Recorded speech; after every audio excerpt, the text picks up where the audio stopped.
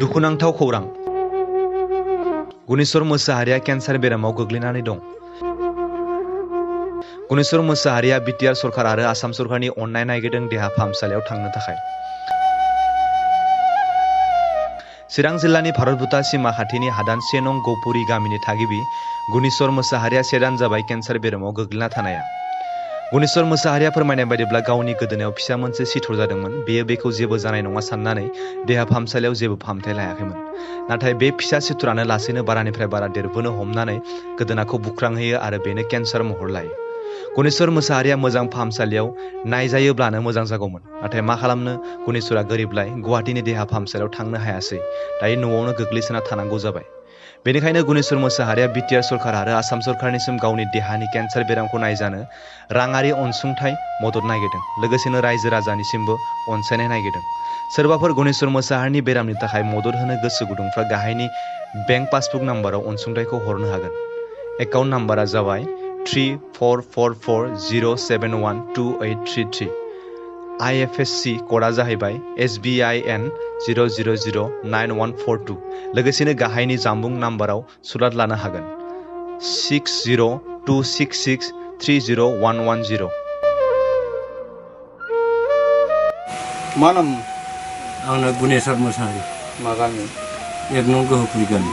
मा जादोंमोन नों? केन्सार। बेसे गोबाव जाखो?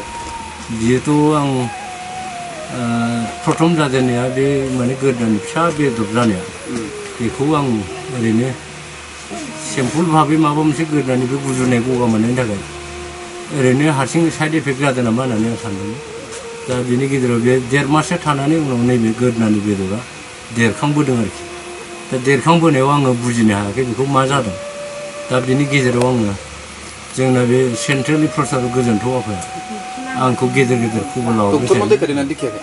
हा? डक्टरनाव देखायनाया आङो बे गोजोनथाव आफानो खोन्थाहरखांनायनि उनावनो गोजोनथाव आफाया आंखौ लिंहरनानै गावनो माने ट्रिटमेन्ट खालामहैदों डाक्टारनो।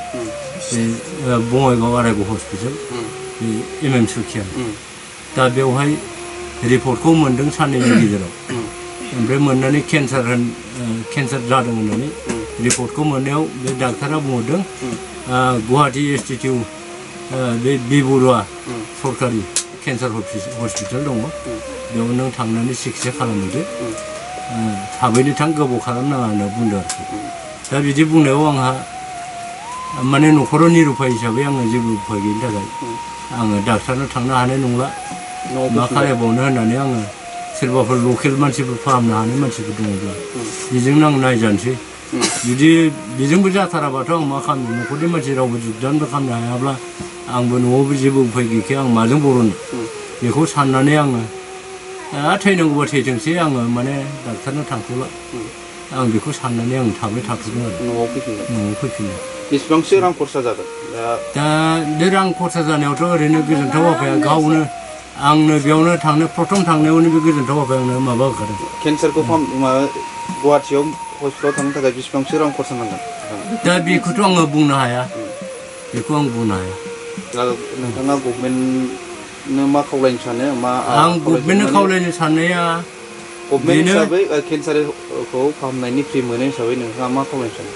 दा बेखौनोथ' आं सानदों, माने सरकारनि जिथु आसनिफोर थायो, बे आसनि हिसाबै सरकारा जुदि अनसुंथाइ हिसाबै आंखौ जुदि मदद खालामोब्ला आंबो माने थांनानै थानायखौ लुबैयो आरो गोजोनै थांना थानायखौ। दा आंनावथ' मा खालामनो, निरुपायखा, आंनो थाखा फैसा गैया। दा आङो सरकारनि अनसुंथाइफोरखौ जुदि फेसिलिटिफोरखौ मोननो हायोब्ला आंबो थांनानै थागोन, बेखौ आंबो फोथायनाय दं आरोखि, थारमाने आसा दं, थांनानै थानो लुबैनायखौ बिदि साननानै दं आरोखि।